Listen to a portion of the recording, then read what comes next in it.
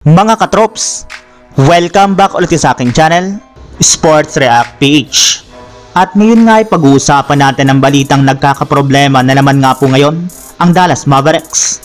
Pag-uusapan na rin nga natin dito sa ating panibagong video, ang balitang posibleng nga daw po na hindi na i-trade pa ng Los Angeles Lakers si D'Angelo Russell.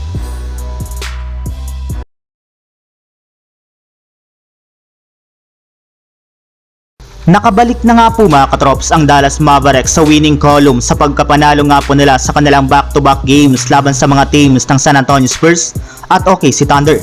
Kaya mukhang nasusolusyonan na nga po talaga ni Coach Jason Kidd ang kanilang problema ng mga nagdaang araw. Yes, may ilang mga ginawang adjustment na nga po dito ang Dallas para makakuha lamang sila ng panalo. Katulad na lang ng pagbabangko nila kay Klay Thompson sa clutch time na isa sa mga pinaka-epektibong ginawa nila kontra sa OKC Thunder. Yes, kagaya nga po last season sa Golden State Warriors, ay nauulit na rin naman nga po ngayon ang mga nangyari kay Klay sa Dallas dahil mas nakakakuha nga po ang kanyang team ng panalo sa tuwing hindi siya dito naglalaro. Kaya may ilang mga fans na nga po ang matapang na nambatikos sa kanya at nagsabi na nangangamoy na nga po na si Klay Thompson talaga ang tunay na problema. Maliban nga po sa inconsistent at hindi na mapagkakatiwalaan itong shooting ay wala rin naman nga po siyang naiaambag sa depensa. Kaya unti-unti na nga pong nare-realize ng Dallas na wala silang choice ngayon kundi bangkuin ito kung gusto man nilang manalo. Samantala, pumunta naman tayo sa ating sunod na pag-uusapan sa balitang posibleng nga na po na hindi na i-trade pa ng Los Angeles Lakers si D'Angelo Russell.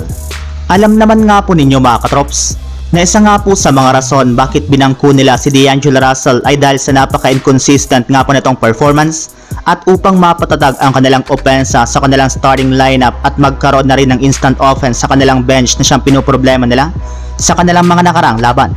Pero sa kabila nga po ng magandang performance ni D'Angelo Russell ay sunod-sunod pa rin nga po ang pagsilabasan ng trade rumors patungkol sa kanya. At isa na nga po dyan ay ang ibinulgar ng isang NBA insider na maaari na nga na pong gamitin ni Rob Pelinka si D'Angelo Russell kasama na si Rui Hachimura at Cam Reddish para makuha si Zach LaVine. Ngunit kung ang NBA insider nga po ng Lakers na si Jovan Buhan tatanungin, posible nga na po na hindi na i-trade ng Lakers si D'Angelo Russell kasunod ng pag-excel nito sa paglalaro ng off the bench.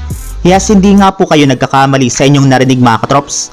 Wala na nga pong mangyayari pang trade kay D'Angelo Russell dahil kung sakali man nga po natanggalin pa nila ito, ay maaari nga pong manghinang muli ang kanilang bench na posibleng magresulta pa sa kanilang mga pagkatalo ngayong season.